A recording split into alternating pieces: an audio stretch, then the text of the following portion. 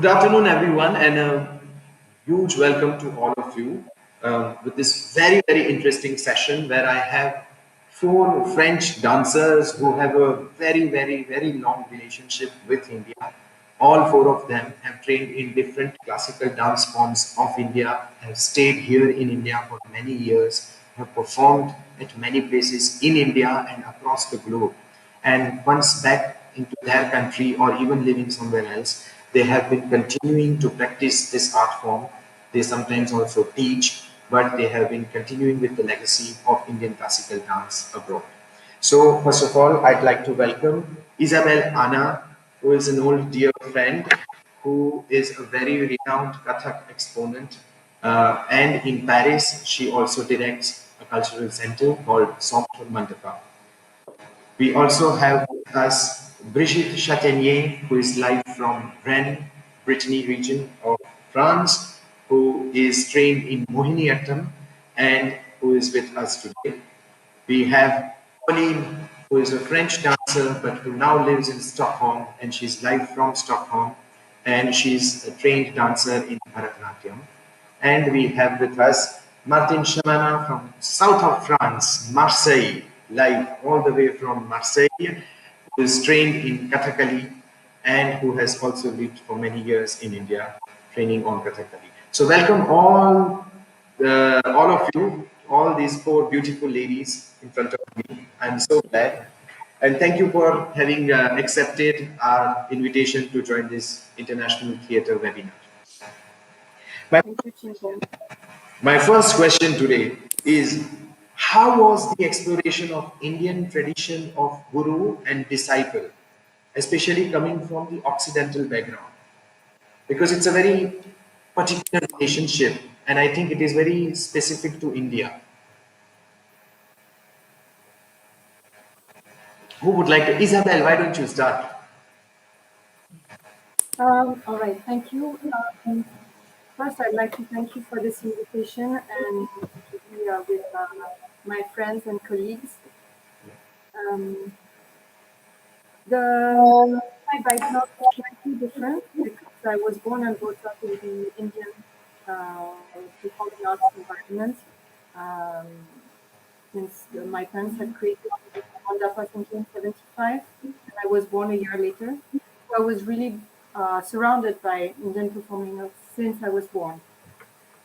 And my interest towards Indian dance started with Bharatanatyam when I was about 4, and just because it was in front of me.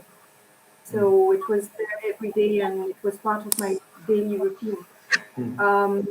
But then I discovered Kathak only in 98, and that's when I discovered Kathak that I said, oh, this is what I want to do, and I want to go to India and study. So I did 2.5 years in Paris with Shamina Sharma, who started the training, who started training me. And then I got the Indian Franco-Indian scholarship, indo-french. Yes. Indo-french scholarship from ICCR and the Ministry of Foreign Affairs in France. Yes. And I got the same scholarship, which enabled us to go to India and learn for at least 1 year. This scholarship was renewable, and personally, I used this scholarship for 4 years, plus the local Indian scholarship later on. Yes. But I stayed 9 years in Delhi and studied at so it was. I was not in a relationship like one-to-one because I was not staying at my Guruji's place. Yes. I was in an institution, which is slightly different. Yeah. Can Rise is a big institute, but the way I was learning from my guru was as if it was one-to-one. Yeah. But I think, Pauline, you have a different experience. Yes, for me, the specificity of this one-to-one relationship established such an intimacy, like from the beginning, from day one, which I have been introduced already through Malavika in Paris to that relationship, because she's French, but very totally absorbed in her blood into the Indian culture. Yeah. So I had already a taste of it. So for me, the one-to-one relationship, and when I went to India with the same scholarship to study with Suchita Chapekar in Pune for the whole year for the first trip. Then it was obvious this was a jewel in a way for me to develop as a dancer. It reveals so much things, being one-to-one on many levels. Yes. And this is a specificity that we don't really have in the West so much when we learn any art form or anything. So.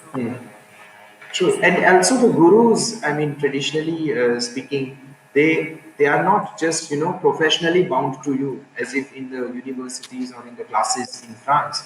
A guru is somebody who is more connected to you in your personal life also. They have a lot of say also in your personal life. Your bonding with them is almost like your bonding with your parents. There is also a spiritual bonding with them. So how did you explore that part? Brigitte, would you like to throw some light on that, please?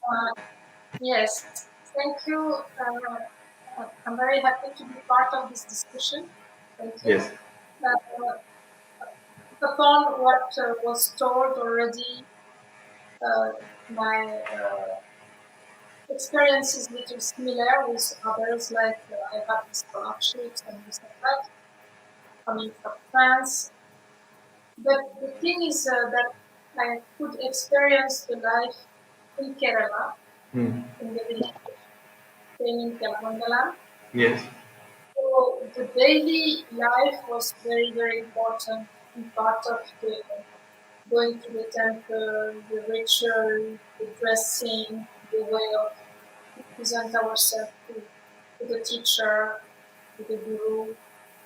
So of course the relationship between me and my guru was and still Yes. very, very, very close, because it was for such a long time. Yes. Staying in Kerala for 6 years without coming back was a big, big time. In between, I had my daughter, so the life for me was part of the dance. Yes. Very good. And Martine, you too have spent a lot of time in Kerala. What was it Yes, I did. Yeah. like for you?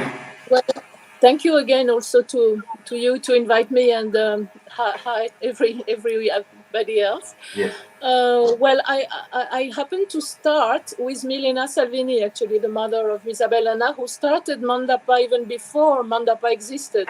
Yeah. So my first classes in Kathakali were with Milena. I always owe her a great deal of respect, because Yes. it's thanks to her that I could get interested in Kathakali. The master came from India at that time.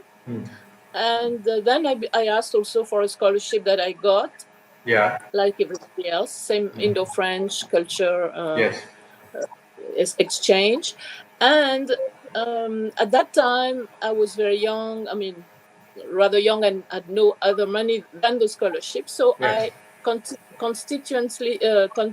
constantly renewed it. So I spent 4 years the first time I went to India without coming back. Yeah. The first time, because I continued then with other scholarships. Wow. And in fact, the first year I was in Kalamandalam. That was the institution where we had to go because we couldn't go to a private guru with this scholarship. Yes. And I mean, I learned quite a bit, but it was in classes with other students, mostly boys, I mean men. Yes. Because it's an art only reserved to the men. Yes. Reserved to men. Yeah. And but then very quickly, I attended many performances, and I saw a great artist who was Kalamandalam Krishna Nair, and I asked him whether he would take me as a disciple. So he agreed, and then I had that relationship, one-to-one, contact, and also I had many opportunities to see his performances and all that. So this has developed, of course, that relationship which is unique in India, that guru-disciple relationship, and that is, the art is taught, but many other things of the culture are taught, also the content of the stories, and so it was natural in a way. It was it was, as Brigitte said, it's something which you just fall into. I mean, you just do whatever is you do. You are in the relationship. You You are. learn. You're happy to learn. Sometimes it's difficult, so you have the support also of the master, who Yes. is never breaking you. Telling you, "Oh, this is horrible what you do." He would never say that. He will Yeah. always encourage you, and it's a quality that I kept in my teaching later on. In Yes. university, Okay. because it's the only way to make someone progress. It's Yeah. not to break. And like in France, when you go to a theater school, I mean, the ego is coming in and destroying the actor and all that. In India, I found, I mean, in my experience, that it was just the opposite. There was a lot of love exchange, that Yeah. affectionate relationship. So what drew what? Yes. I'd like to add something, if I Yeah. can. Please. I agree with what you said, but I think that when you start this relationship, it's just not pressing a button that, oh, okay, I'm in that relationship, Guru Yes. Shikha Parampara. Yeah. It's something automatic. Hmm. Um, Coming from the West, I don't think we are built in a way that, okay, we will be totally submissive and Hmm. accept everything from the guru. So Yeah. when we to India, we have to be already in that state of mind that we'll have to start that relationship. And the more we learn is the more we let ourselves learn. Yeah. You're not, you don't, it's like, it's like when you want to make a sculpture, if you cannot make the sculpture, if Yeah.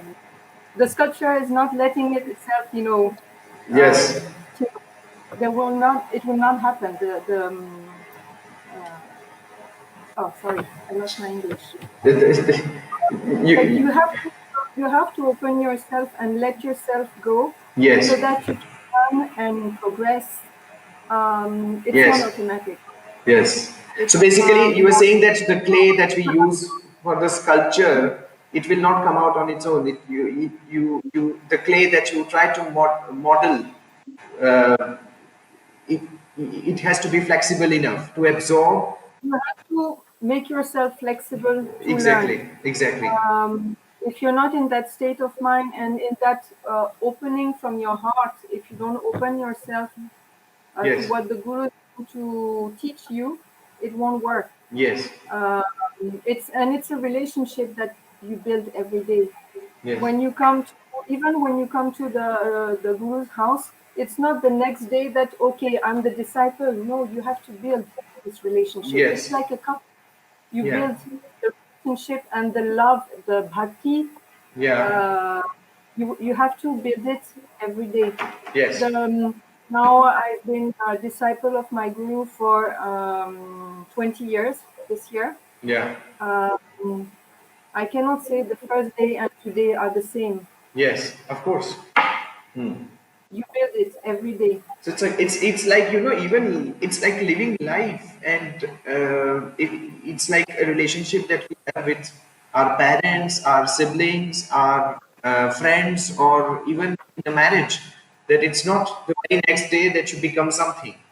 It's a gradual thing, and living through the experiences. There can be uh, constant evolution in a relationship, but with a guru it's more directed and oriented in a way because there is an objective there with which you begin and which still remains there. It's constant exchange of knowledge, the learning process, and you keep learning whether it's related to your profession or your dance or other lessons of life.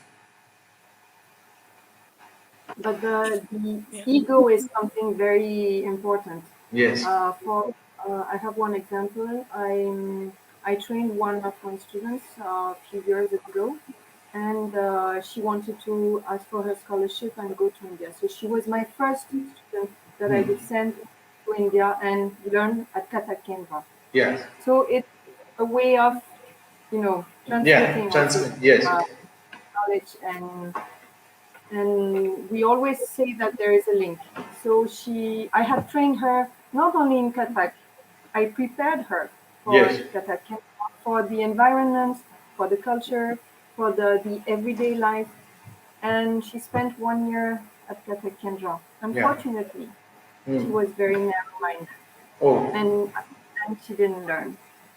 Oh. That relationship didn't work. Yes. She was judging the guru.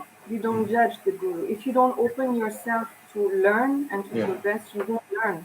Yes. You won't learn anything. So, And whatever you think about the guru, the aim of being there is to make something out of your dance or your music or drama. There are so many forms of art. yes. So you have to see what is the aim of it. Yes. True. Yeah, I think that the relationship between the teacher and the guru builds up with time. And personally, I had different gurus, but still with a very deep link. I never stopped meeting each one of them. Unfortunately, Lila, my teacher, she died, but still she's in my mind, very, very present in each time I'm teaching. Maybe she's more and more present because Around she's you. not here. But what happened is we cannot, by my experience, the respect was really something Yes. incredible. Really incredible. Cool. And what I experienced is in India, thanks to those scholarships, but I could dedicate all my time. And here it's not possible at all. Yeah. You arrive, you go to the school, you this and that, but they're completely free to learn from morning to night, and the training was such incredible. Yeah. Pauline, what would you like to add to this? Yes, I wanted to add the nature of the relationship doesn't go through words and communication through verbal expression or encouragement, or you do well. It's really more like seamless, like more through the eyes, mirror the relationship. So it's something very different I experience in that matter, and of course no physical expression, hugs, so much. So there is something else happening. And just in my experience, from day one, I landed in this land. I felt home. I don't know from where. And also I met Sucheta for the first time also, and we clicked. There was this complicity and like mother-daughter relationship.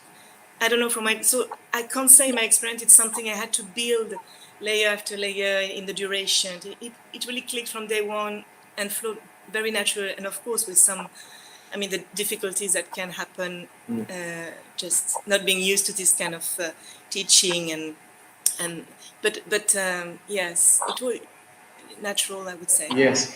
And what is, according to you, then the major difference between the Western dance forms and Indian dance forms? I'm entering slightly into the technical terrain, but if you have to just tell me, one or two major differences, there can be a lot of Abhinaya. Abhinaya. Yes. The Abhinaya, the expressivity for me through the facial expression, the mudras, the whole codified language that is absent. Maybe in ballet, some hand gestures are used in classical ballet, but for me it was what really drew me to the form. Yes. Isabelle? I would say from where the feeling starts. Because you have the gesture, you have the line, the movement, and where this famous line, where goes the hand? Yes. With, Yes. etc. So all this is really specific to Indian dance, and that means that whatever you do in movement is not just free. You have to put something from inside, from yourself. And it goes even beyond your movement. Yes. Transmission. So I think Yes, it's very specific. Martine? Yeah, I wanted to say that for me it's a bit different because it's a theater It's a form. theater form, yes. Kathakali is theater. And I was already in theater before going to India, and mostly experimental theater, not traditional with text and all that. And we used to work on the body, on the voice, the sound, and the presence. So my mind was more attracted to a form which could gather all the arts, like it is in Yes. Kathakali. You have the dance, of course, very Yes. important for me. It was very, very important. The dance, the rhythm, the music, The music. the instruments, Yes. the sounds, Sings. and the meaning of the stories, because you enact a character. You're not Yes. dance. You are not only dancing. You are playing. I mean, you are acting. So this was for me unique because you at that time in France there was no way you could do two forms of art together. It Together. was blasphemy. If you had Yeah. if you were an actor, you have to just act and talk, not even move, hardly move on the stage. So for me, it was a perfect form. It had dance, it had music, it Music, had poetry, singing, yes. singing, it had everything and expression and the costume and the makeup. Such an I mean, elaborate makeup. yeah, the makeup was Sometimes, huge. yeah, it takes hours and hours to get ready for it. Hours, but it helps you to get into the character, Of course, and yes. of course it helps you to get into the group of actors. When you play, when you're on the stage with other actors, you've Yes. spent already 3 years or 3 hours or 4 hours in the green room putting the makeup. Yeah. So it's like a group. It's a, I don't know how to say. I mean, it's a very harmonious situation, even though it's full of obstacles. I don't Yes. say it's so easy, and when you're on the stage, the percussions do whatever they like, because Yeah. they improvise. They So you improvise. have to adapt. Yes. So you have to adapt to all situations. You have to have the rhythm stuck in your mind so that you don't lose it. I mean, it's a very, very Which is very different from demanding. the Western part because everything is already written. People are supposed to play what they have been given. They can't just improvise on their own. No, no, no, Yes. no. In Kathakali, you have even special parts where you have to improvise, which at the beginning I couldn't do because I didn't speak Malayalam at that time. So my professor used to teach me the improvisation. It's amazing to say that, but then slowly you get confidence and you know the order of the Malayalam language because Yeah. it's a language. When you're Yeah. on the stage, you speak with your hands Yes. and your facial expression and your dance. So improvisation, it's only at a very, very later stage when you know the whole content and all the epics and all the situations of the character. So this is something very, very deep that you deepen year after year, and by watching performances, it's true that these scholarships are a blessing because we could spend the whole time learning, watching. Um, I mean, being among these, I mean, it's like a dream, When I True. remember those years, I feel Yes. I have dreamt. Yeah. Lovely. And Brigitte, what would you? Yes, yeah, regarding the contemporary dance, I would say that it's a very deep subject and still continue to always question my mind coming from this background. But I would say that when I found Indian dance, it was a real pause because suddenly you just to follow the whatever was taught, trying to do as the best and find the freedom later in this life. But definitely, Initially, it's very then closed. yeah, and then I was little. I had enough to do with the contemporary dance, where we have always to find new things and search, and that was tiring my mind always. So for me, to go to Indian dance was really suddenly pause. And but I would say that I'm very happy to be in the contemporary on the creativity because it's it's a real world in fact, and just try to do the things by ourselves. That is the creativity. It's the artist way also for me. So to be in between, I could not live without. I mean, just with Indian dance would be not enough. Yes. Part of me. Yeah, well, that opens for another question which I had in mind for later, but I can ask now. That how do you look at the contemporary dance scene in India? Because you belong to a part of world, especially France, which is a hub for contemporary dance. A lot of innovation in the contemporary expression of whether it is dance or theater or music. And again, Indian classical dance is a very coded structure. It's a very formal way of learning it because there is a vocabulary developed for it, whether through hand gestures that we call mudra, or even the repertoire. The incidents that people uh, perform. That repertoire is already there, and very few have tried to add to it. How do you, as dancers from another country who have mastered this form, but also bring in something from your part of the world to this expression and marry the two cultures and explore something new?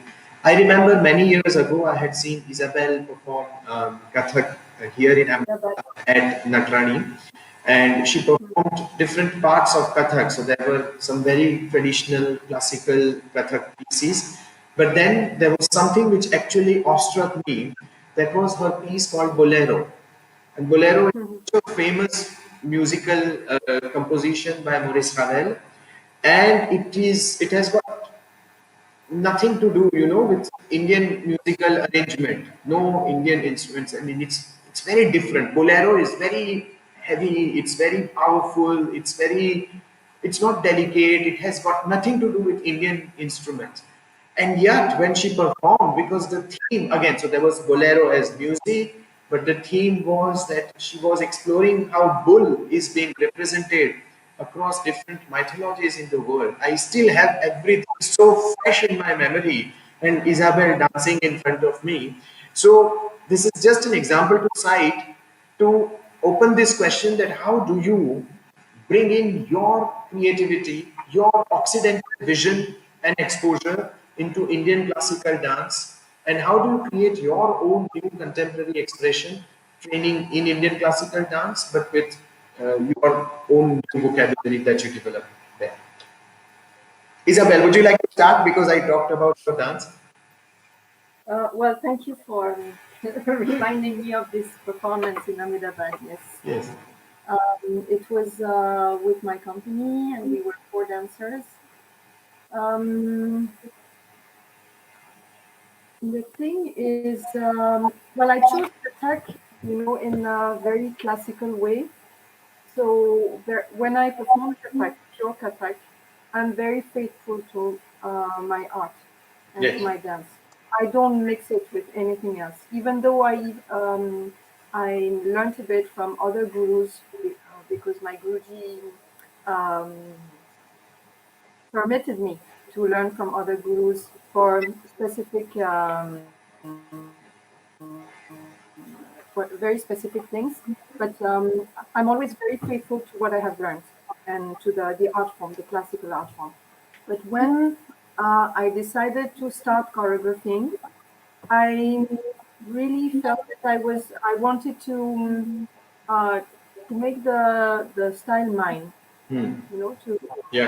to make it mine, to make it very personal and out of the codes of Kathak, whether it is music or ball or costume. So I wanted to make it totally open. Yeah. Um, so the choreography on the bull chorus is um, 13 parts where you have bull in different mythologies, in different cultures. But the link between them is the bull. So sometimes the bull is sacrificed, sometimes it's just we pray it. Yes. You have the Nandi, you have Minotaur, you have different mythologies. And yes, my mean of expression is Kathak. Yeah. That's what I learned.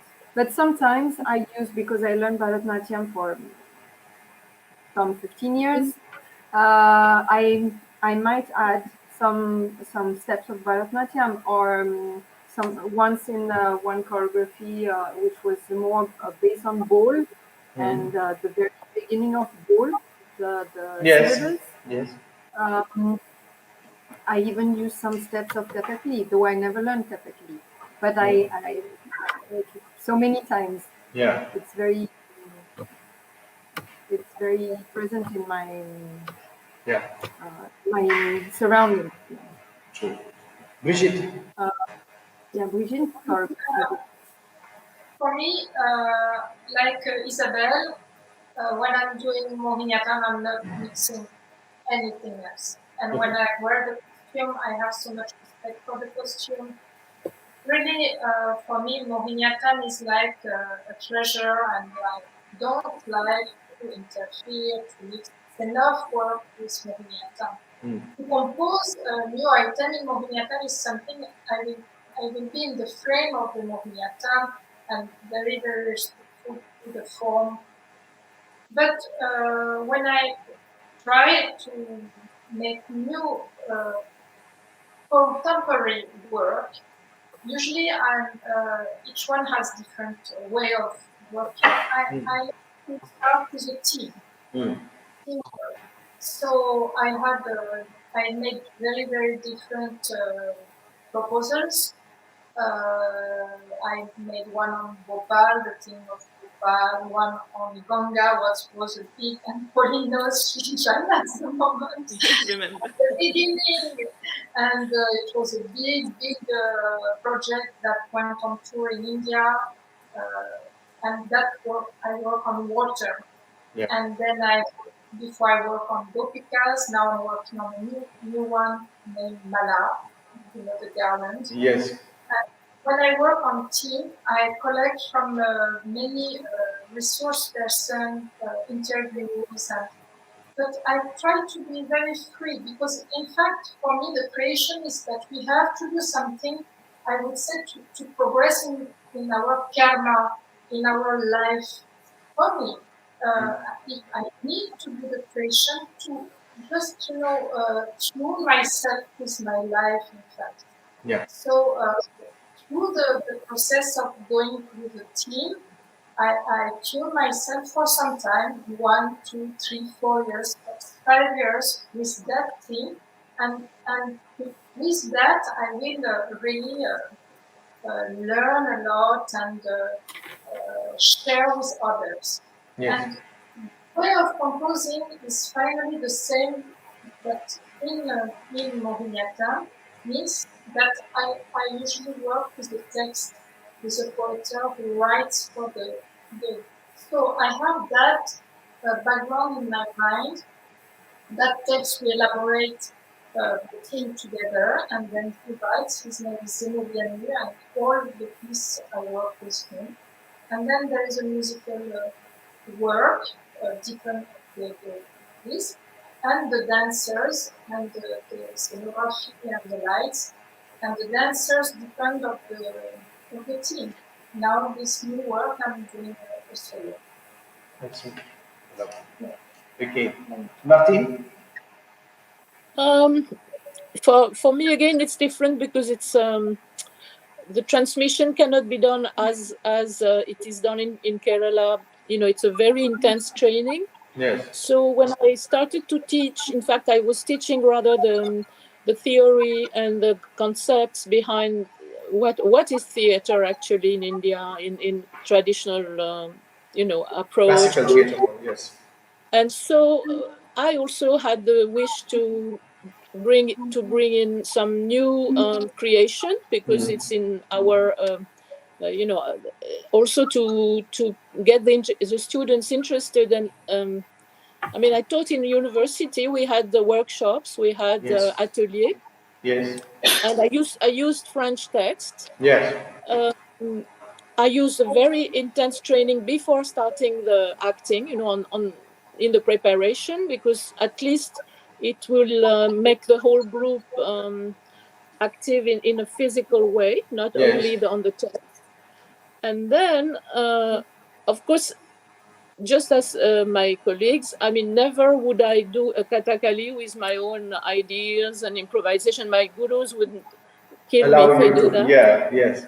But for It's example, first of I all, I know have a, that, for example, I also know your works in a way, especially in the recent past when we have interacted. And there is a text which you have written, in French, but borrowing from the Indian mythology, Hansa. This entire story about Harishchandra, which is there, the episode that is present in Mahabharata. But you have tried to re-explore that entire story from the point of view of Hansa, the bird, the swan, seen yeah, it's, in French. yeah. And that is a very different way of approaching and exploring, because in India, when there is a certain repertoire, we look at it the way it is written and narrated for years or for generations, and we don't touch it so much. But it's maybe your idea of exploring it or re-exploring it in a contemporary way.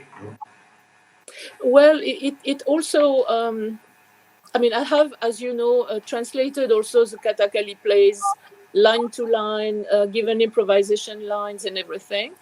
But as my colleague said, you once you get to your own creation, you are free. You are more free, and you again you think of who is going to read or be attending one of your creation, and you can't impose something which is too. It would require so much initiation that it's boring. It gets boring for the spectators and the True. audience and the students who learn, and you want them to be, you want to attract them, you want to make them like it, and slowly probably we'll go to Indian forms, you know like that. Many of my students went to India. I mean, some of them went to Japan, some to China, I mean, Chinese theater, because it opens their mind.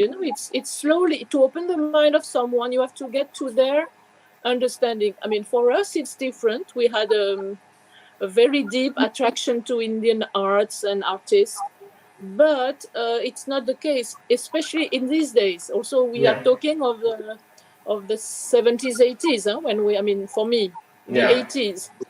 Yes. Now it's very, very different, and the students do not have that dedication. That guru relationship is also fading, because the gurus themselves, the old ones are no more, and the younger ones, they are in different approaches. And so for the creation, I found it's very important to, I mean, I don't even think about it. It's in my as Brigitte said, it's in us. We Yes. have learned so much. We have, it's so rich, so Yeah. rich. You can't discard it and do something else.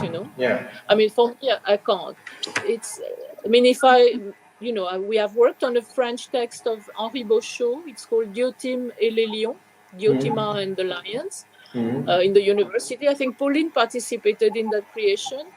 I introduced music. I introduced some mudras which were natural to them, just like in Baroque theater. I Yeah. discovered that Baroque theater has that combination of all the arts and Yeah. the improvisation dimension, all that. So this would speak more to students in France. In France, I see. And Pauline, I have a specific Sorry, question for you. I just Uh, said that. Oh, sorry. Sorry. Yes, Brigitte. I said that to join together and talk and think about the possibilities of creation, starting from the Indian dance, starting from the contemporary way, and share our views openly. It's very, very interesting. And Yes. I think take time. We should take more time on that. True. True. True. True. Very true. Pauline, I would like to ask you, what was the most difficult part for you while training in India, and how did you deal with it? Uh, without any doubt, for me, the concept of time, which 360 degree around, yeah. So tomorrow become maybe in the future somewhere. A time is yes, is something abstract. So yes, you are under the wing of your guru, who will set for you the pace your time the way she can also, because Yes. in my case my guru was of course busy teaching, choreographing, dancing, active, and I'm here at her place at home living with her, and everything depends on her.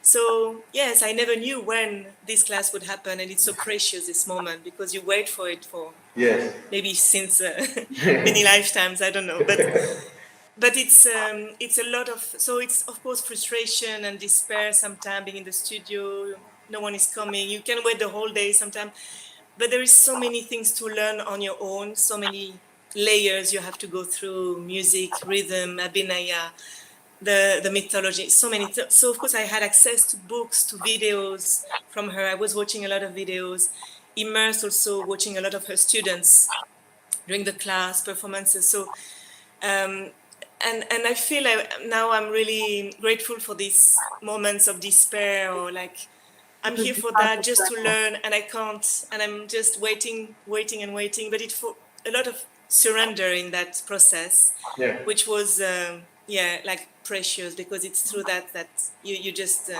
give up everything, all your expectations, and you're a blank page, and then you absorb so much more. So I would say, yeah.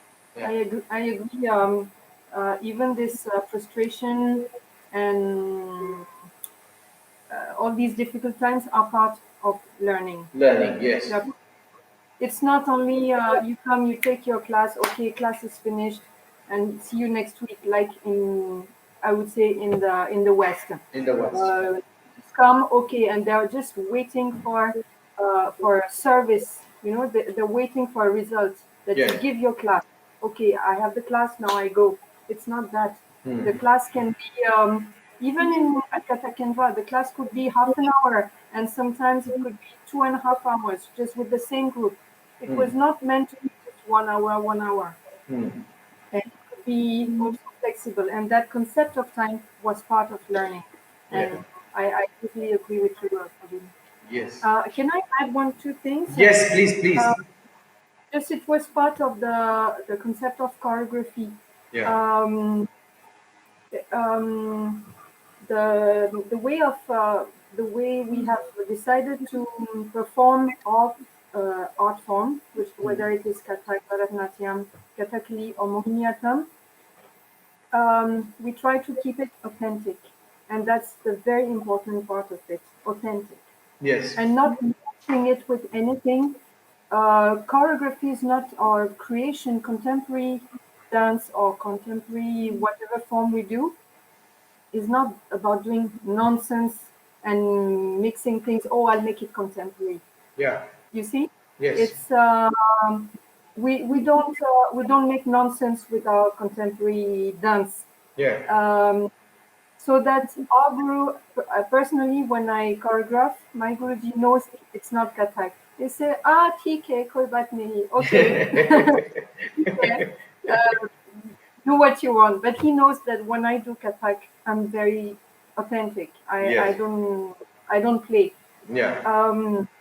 So it's not doing nonsense. Like personally, I would not break some codes of Indian performing arts. Like for Yes. me, music it's not compulsory to make it contemporary. Yeah. I'm not towards Yeah. that direction actually. Yes. Then second point I wanted to say was the very big difference between the West and India or Indian performing arts is uh, the feeling. The importance of the feeling is from inside. We feel it with our heart, and in the West we feel with our head. With what we understand. We think that understanding a feeling we have to understand mentally. No, we have to understand In the heart. emotionally. With Yes. India and Indians are the kings for emotions. The Yes. Navara is something, though it is totally universal, but I think we have forgotten about that. And when we go to India, we try to find something that where we don't know how to link, the mind and the emotion. Yeah. So I think that when we go there, we manage um, to go really inside the feeling, and we're touched, totally touched. I don't know what you think, Martine. Yeah, well, the concept of rasa is not just a word. And this is the most difficult thing to make students understand that in the West, because, first of all, there is not a translation, and not they think it's Indian, but it's not Indian, it's universal. It's I mean, feelings, if you watch a Japanese, a very traditional form, you are touched or you are not. But I mean, slowly they understand. If you get to them, I mean, if you get to their own way of comparing with things they know, they understand. But in India, it's so natural. I mean, the rasa is just topmost aspect of art in India, whichever art. I mean, painting, music, singing. I mean, everything. If the feeling is not there, the bhakti is not there, then it's just a form. It's just any form. Brigitte, would you like to add something to this? Yes, I have the feeling also that in Indian dance, we are in a very, very ancient tradition with deep, deep roots. So, yeah, that's what I want to say. It's surprising that none of you said that, oh, my biggest difficulty was the Indian spicy food, and I felt sick and would not know how to deal with it. No, It's that was not a problem. the spicy food. The spicy food is part of it. It's part of the rasa also. It's Also, part of it. yeah, good. Yeah, Well, for me, the difficulty at the beginning was the language, I must say. Yes. And that's why I learned Malayalam, because otherwise it's very difficult if you don't exchange, if you don't. In the Of local course, many language. people speak English, but the gurus usually, I mean, the subtleties, the words, and the text that you have to learn to enact, Yeah. the language was a problem at the beginning. I'm sorry, we are running short of time, so I'm going to address two more questions for this conference. First of all, what are the dramatic elements, especially related to Abhinaya, that you have tried to master in dance? Is there a particular aspect on which you really wanted to work hard, or which was new for you, or which attracted you the most, or which you thought that, oh, this is what we lack in the West, and this is only in India that I explore? Could you talk about Yeah. these dramatic elements in dance? If I can try to formulate something, but Yeah. yeah, the aspect, the Abhinaya, at the beginning for me at least, you are very inspired and you learn from imitation, but Abhinaya has so many nuances and as we all say, it comes from within and all the background and the knowledge you have about all the mythology and the relationship you build with Krishna, Radha. So for me, coming and in this picture and trying to imbibe this story and get inspired by these characters. So it was a lot of kind of yes, reading and trying to understand. So it's a time frame that and I feel the Abhinaya, yes. So imitating, of course, you can try, but nothing can come out from that process. And also in my case, Sucheta was always improvising. She was teaching me something, and 1 second after something else because she improvised. It's spontaneous. So I had to find something deeper in me and to find these nuances and to express it in my own way and not by imitation. So this was, I guess, the most subtle work to really refine. And I guess it comes through time and maturity. And maybe now that I look backward, I can just also maybe interpret a thing differently. And so it's, though you can have actors that are very talented for beginning and can express at a very young age very deep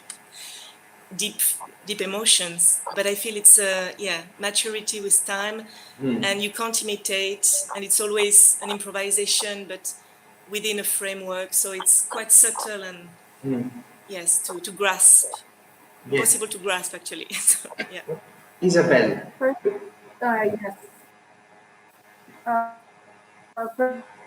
Personally, I think that teaching some choreographies like tumis or bandanas, invocations, it made me, it sent me back to when I was learning, and it made me understand the compositions in a different way also because I had to teach them for students. Hmm. So they had never gone to India, Yeah. most of them. How to make them understand that feeling, to express that feeling. So you have to find links and equivalents in their own life or in their experience or in your own experience. Yes. So this was a challenge, I must say. And when I was in India, I got the permission from my guru to learn a bit, to do some like 2 3 week workshops with Mini Bhate in Pune.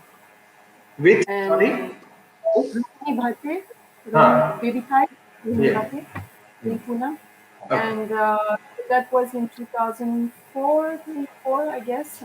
Then 2005, 6. I was very lucky that I managed to learn a bit from her before she passed away.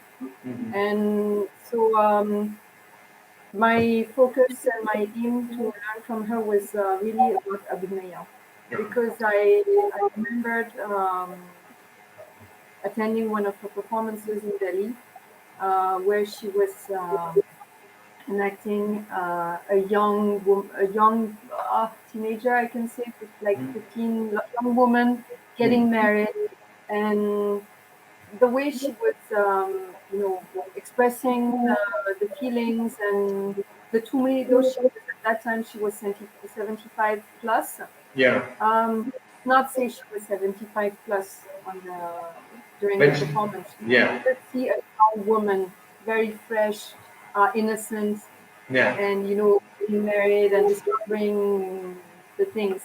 So I was totally mesmerized by her, and that doesn't mean I was not faithful to my guru at that time, because I asked him, "Would you let me?"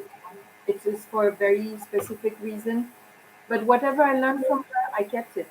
Yeah. It's not something that I teach. Those compositions, I kept them for me. Yeah. I don't teach that style. Yeah. The style that I forward um, to my students is my Guruji style, Yes. uh, not what I have learned from Rohini Bhate.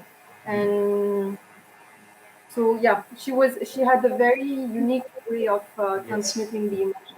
Yes, and talking about transmitting these emotions or sometimes reproducing them as part of your abhinaya, because all of you say that it comes from heart, it's from here, that you have to feel it.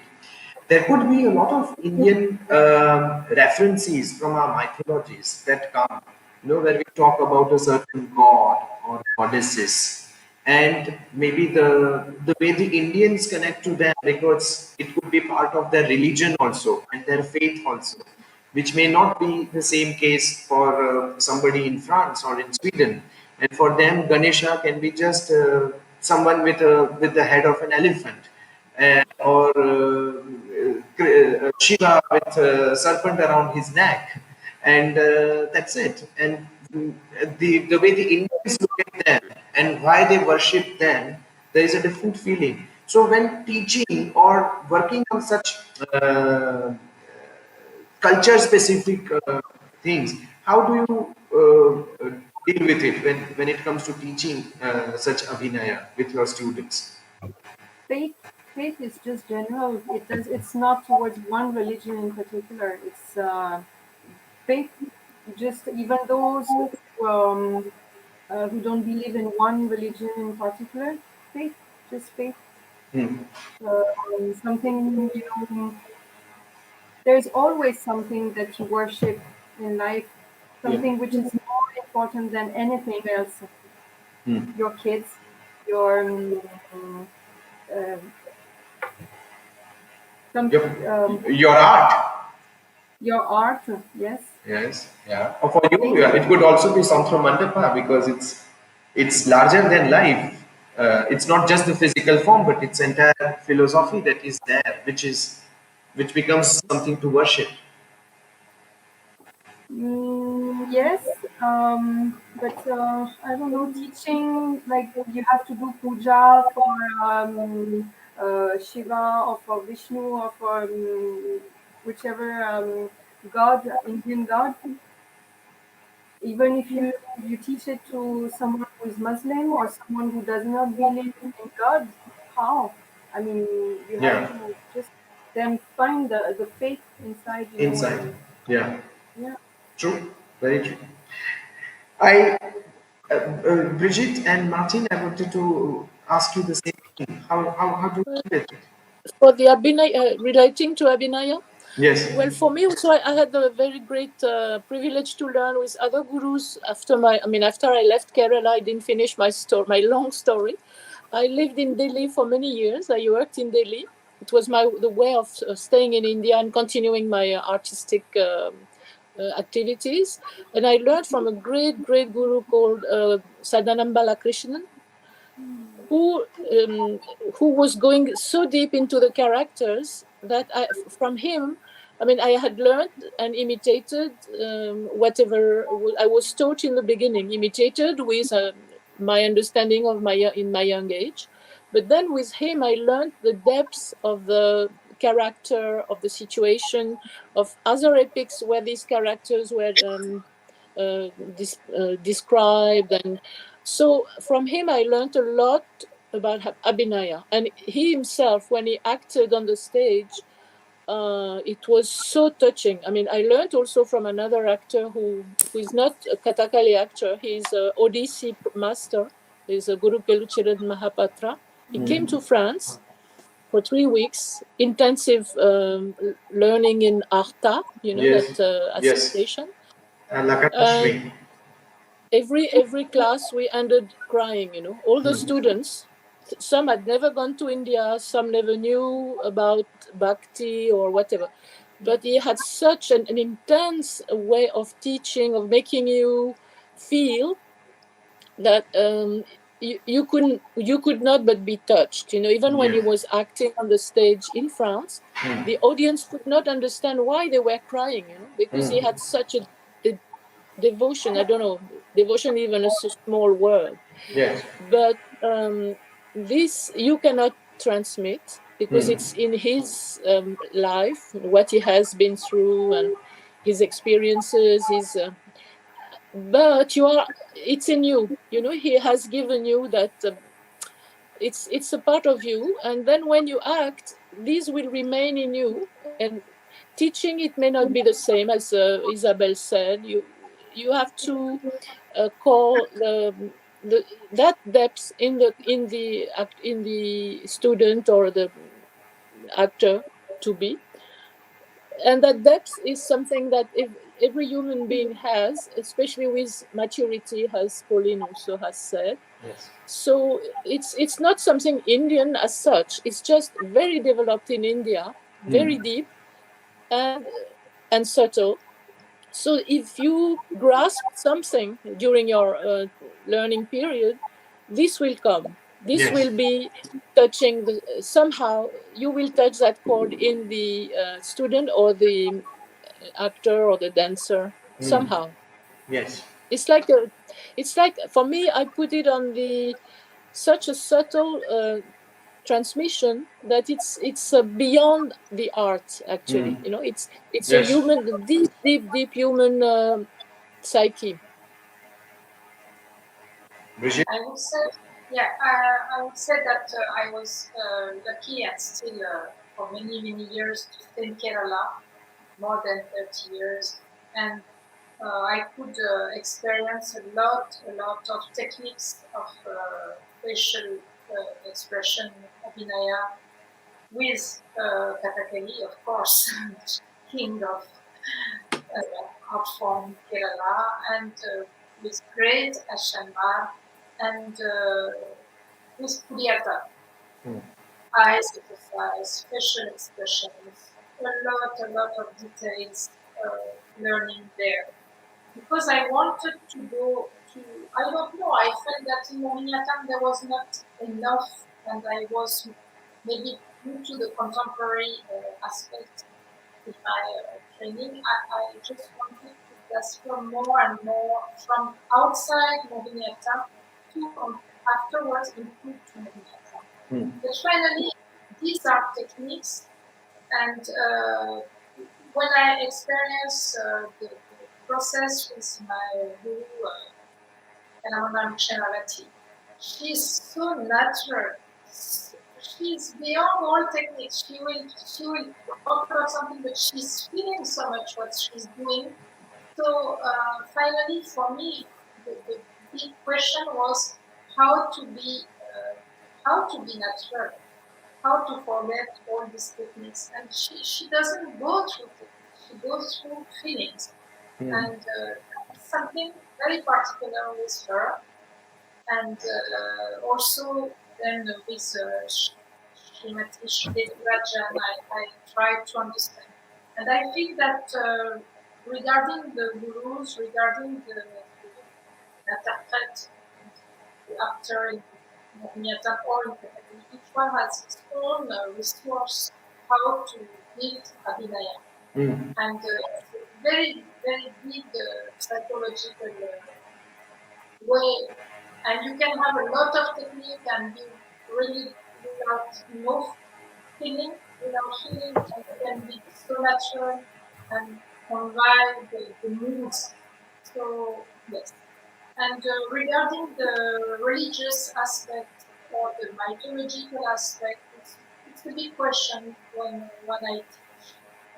Not when I teach Mohiniyattam, but maybe when I teach students in university. I mean, when I have my own students, it's okay, they know what they are coming for attendance. But when we teach to students who are not, they just discover a technique and they do a workshop and suddenly they have to go through symbols. And I try to explain each god, the symbolic of each god, so they have, at least they have some archetype. Yes. I see. And with my master, Natya Shastra master, Sikhi nutrition master, I think with him I understand maybe some things, how after we can universalize the teaching of Indian dance. Yes. Well, thank you all so very much. This subject, the topic of today's conference is so rich and so complex, and it's such a huge thing. Isabelle and I were chatting about it earlier, and she's so right. We can't just finish it in 45 to 50 minutes time. It's an ongoing dialogue and conversation, and especially when there is four dancers of your stature and your experience who have come together to discuss about it, it is bound to be that we go on, and there is so much to share about it. So I think that we will be able to follow it up because there is still plenty of questions which I have in my questionnaire and which I could not unfortunately ask today because we are also due to the timeline. But I hope that there is going to be a follow-up in future, that there is a round two of this conversation that we continue from wherever we are in the world. And I so look forward to seeing you in person or online again very, very soon. But thank you so very much for joining us. Thank you.